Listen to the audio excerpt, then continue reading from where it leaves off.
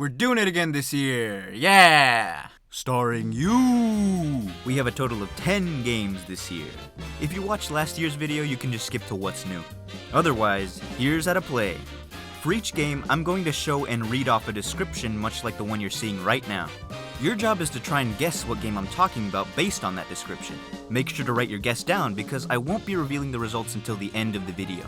After this description, a 10-second timer will sound off while 3 consecutive hints appear on screen. I will not read these off like I'm doing here. So if you don't want hints, skip 10 seconds ahead, or you can just look away and listen for the 11 ticks. Parts of this game, especially the hints, may pass a little bit too quickly, so I encourage you to pause if you feel the need to. A bonus question will also appear at the end of the video, for those of you interested in a few more seconds of content. Alright, rules and clarifications. There are 4 categories, of which 2 will not be used this year. The first is white, which are games that I both started and finished this year. Purple, games that I started previous year, but finished this year. Blue, which is unused. Replays, basically, games I've played before. And red, also unused this year. Games I purposely decided not to finish. Finish means to reach a game's true ending and credits. Also, here are some things you should know about the games on this list. The games presented are in chronological order of when I played them. The earlier games I played earlier in the year, and the later games I played later in the year. Games I played this year do not necessarily equate to what came out this year. In fact, most games on this list did not come out this year. I will not be mentioning which games are sequels or are in the same series as one another. There are games out there that really have no ending that I play continuously, like Duel Links and Smash Ultimate. Those games will not be included on this list. Music. The music that I use for the game portion of this video will be from games I did not play this year. I want to stress the game portion of this video. Spoilers. I still don't know how to handle them, but I'll try to keep this video as spoiler-free as possible. Any other important information will be given during the game. So what's new? There's a new category this year. Yellow. This category refers to games I finished last year, but I couldn't get in until this year's video. Basically, the Game Awards approach. Also, for those of you who skipped ahead, the following also applies. The categories blue and red will not be used this year. Also, I clarified that the music from the game portion of this video will not be from games on this list. And with that out of the way, let's begin. Game 1. A fantasy I always experienced as a kid was imagining the average everyday world around me as an obstacle course for a miniature figure or character to explore. The average box or stack of pillows could be a trek up a mountain for a mini-me. This game not only scratches that itch, but does so in such a way that left me bewildered at every turn. Everything about this game screams creativity and childlike wonder, which is ironic considering you play as adults going through very grounded issues.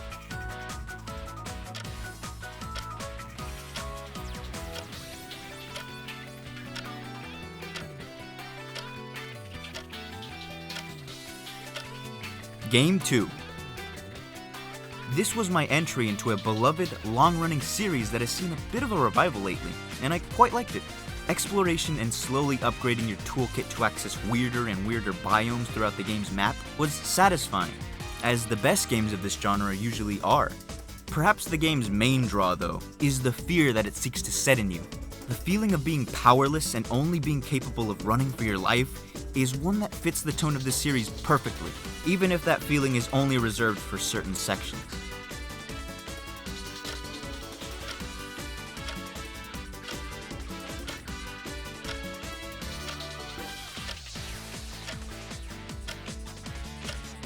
Game 3. Proof that a game's style can be just as important as its substance. A few years ago, I wouldn't have even remotely thought of playing this type of game. Just seeing its spectacular visuals from afar was enough for me. But, over time, tastes change and mild amusement becomes full-on interest. As tough as this game is, or perhaps because of that difficulty, this game was an amazing time and made for an especially fun co-op experience. However, were it not for its visuals, I likely would have never given this game a shot at all.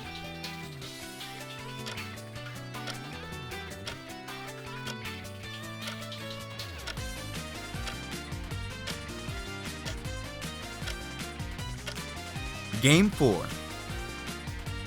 This one is considered a classic by many, and it's easy to see why many praised this title when it was first released.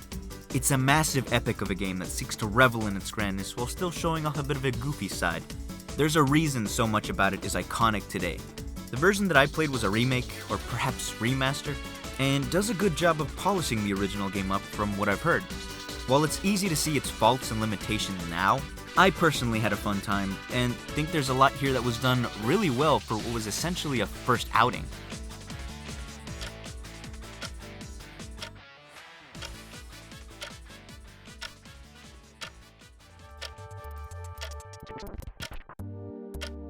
Game 5. An odd title that I want to see perfected. This series is rife with potential for spin-offs, though it rarely takes that chance. Maybe that's for the best, as we've seen how other franchises squeeze this potential to its extreme. But something different here and there wouldn't be so bad.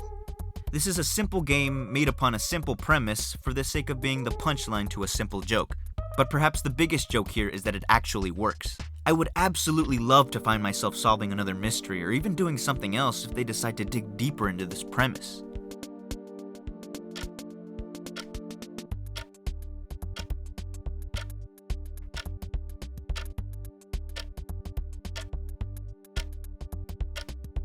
Game 6. It's tough, unfair, and overall rough around the edges, but you can see the foundation being laid here. It's very interesting to go back and experience the origins of an older game genre. The game isn't something I would consider good by today's standards, even with the addition of save states, but I would be lying if I said there wasn't fun to be had here. Exploring deeper into the map and obtaining power-ups as you manage to get your energy count up actually becomes satisfying after a certain point, even if most of the rooms across this game's map look exactly the same.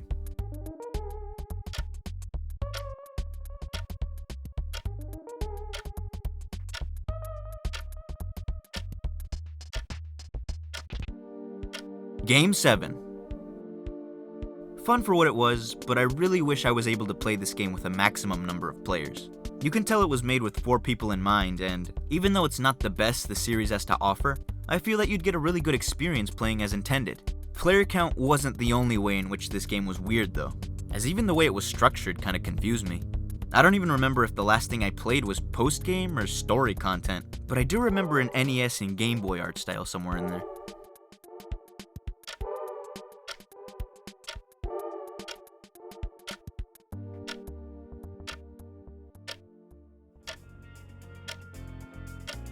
Game 8. I played this little sub-series of games in much the same way I read the Hunger Games books, out of order. This is the first entry in the sub-series, and as with many first entries, the foundation here is great while the details are a mixed bag. The fast and frantic parts of this game are the fun part, with colorful environments and a funky soundtrack complementing your trek through a title that makes surprisingly good use of your time, for the most part. It was when you had to stop going fast or were being punished with insta-kill obstacles that this game started to push back on that fun, as if to tell you you were having too much of a good time.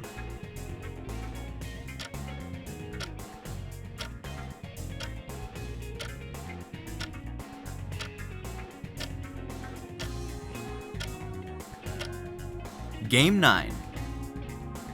Speaking of fast and frantic, this next game is both stressful and fun at the same time. Multitasking isn't something I excel at, but the point of this game is to get into a groove. As long as you divulge tasks correctly, and you're able to keep up with them, everything should turn out okay. The part that I had the most trouble with was probably using the fryer. I don't know why, but having to remember to put the basket back in after plating the food just did not stick with me.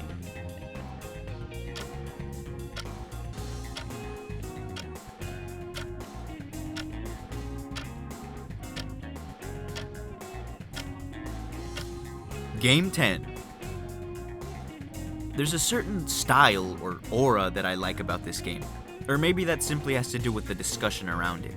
It's dark, it's odd, it's different, and it makes for good existential horror if you read too far into it. I understand both the appeal of and disdain for this game, but I fall somewhere in the middle. This game does a lot of cool things that I could gush about from a game design perspective, like scheduling. But none of those mechanics are something that I as a player feel super ecstatic about experiencing over and over again.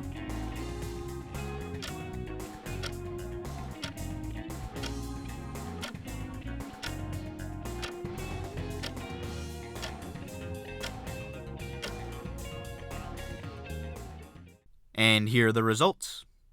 Game 1 was It Takes Two. Game 2 was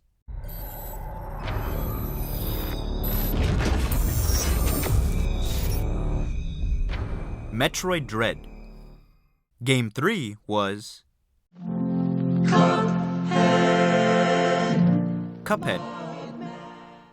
Game 4 was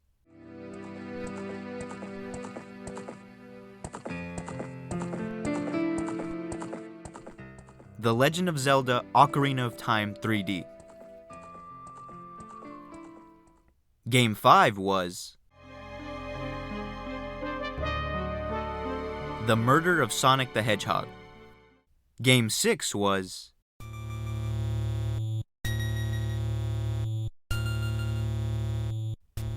Metroid.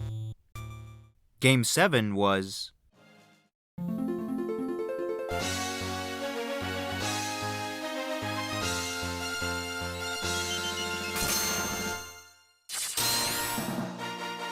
The Legend of Zelda: Four Swords Anniversary Edition. Game 8 was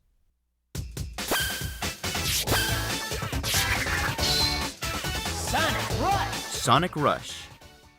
Game 9 was Overcooked 2. And Game 10 was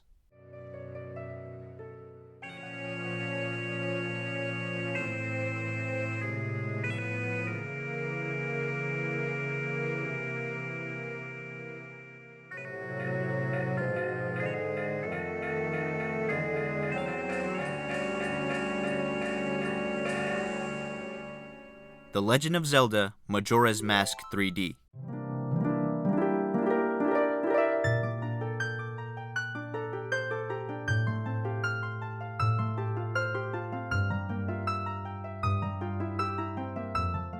And here's the bonus question.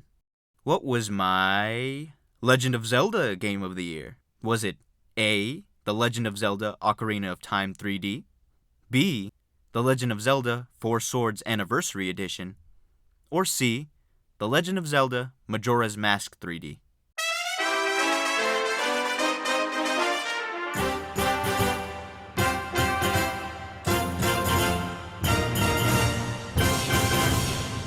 The Legend of Zelda: Ocarina of Time 3D. I liked all of these games, and I think I played more Zelda games this year than I have in my entire life, including a certain other one that couldn't quite make the list this year. But of the ones I finished, I feel like I had the best time with Ocarina of Time.